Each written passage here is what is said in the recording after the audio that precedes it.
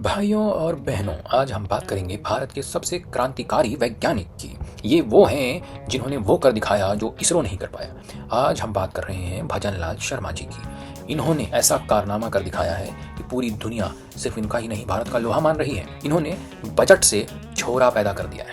जी हाँ, अब तक आप सोचते थे कि बजट से सड़क बनती है, हॉस्पिटल बनते हैं, स्कूल बनते हैं, पर मैं आपको बताना चाहता हूँ कि आप गलत सोचते थे। असली बजट में छोरे बनते हैं। ये इनोवेशन है भजनलाल शर्मा जी का।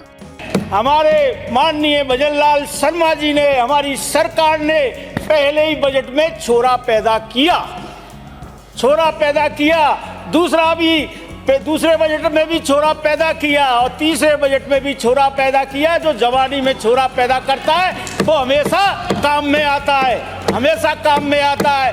और अशोक गहलोत जी ने, माननीय मुख्यमंत्री थे, उन्होंने लास्ट के बजट में घोषणा की तो वहाँ छोरी पैदा हुई मगर छोरा पैदा नहीं हुआ। तो इसलिए आप विपक्ष में बैठे हुए हैं, आप जाओ। ये है नया भारत। अब आप पूछेंगे कि भाई साहब इस बारे में साइंस क्या कहती है, तो मैं जवाब दूंगा साइंस तो देखिए गहलोत जी के ज़माने में भी थी, पर साइंस होने के बावजूद भी छोरी पैदा होती थी।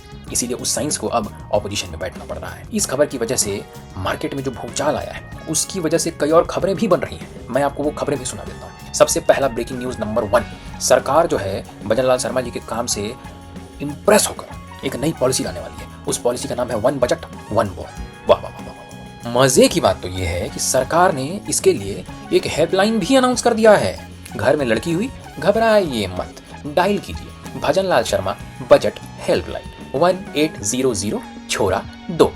बस नंबर घुमाइए, छोरा पाइए। बजट के तहत इस नंबर पर फोन करते ही सरकार के ट्रेंड ऑफिशियल्स आपको बताएंगे कि अगले बजट में किस स्कीम के तहत आपको आपका छोरा एलोकेट होगा। टर्म्स एंड कंडीशंस वो भी है इसके साथ, वो मैं आपको भी बता देना चाहता हूँ। छोरी हुई तो सरकार की जिम्मेदारी नहीं है, उसकी पूरी जिम्मेदारी पिछली सरकार के डेफिसिट पर मानी जाएगी। ठीक है, तो दोस्तों आखिर में एक सवाल पूछता हूँ आपसे। एक देश जहां एमएलए असेंबली में खड़े होकर बजट और बच्चे का कनेक्शन बनाता है और बाकी सब तमाशबीन बनकर तालियां बजाते हैं, वहां कोई कॉमेडियन कैसे काम करेगा? मुझे लगता है एआई के आने से कॉमेडियंस के करियर को जितना खतरा नहीं था, वो इन नेताओं की नई नई हरकतों की वजह से उत्पन्न होने लगा है, पैदा होने लगा है। सरकार ने शायद कॉमेडी का भी प्राइवेटाइजेशन कर दिया है। और सबसे बड़ा जोक, ये सब कुछ ऑन द रिकॉर्ड है। तो ज़्यादा कुछ नहीं कहूँगा, बस इतना कहूँगा, जय हो छोरा हो। हेल्पलाइन नंबर भूलिएगा मत, 1800 छोरा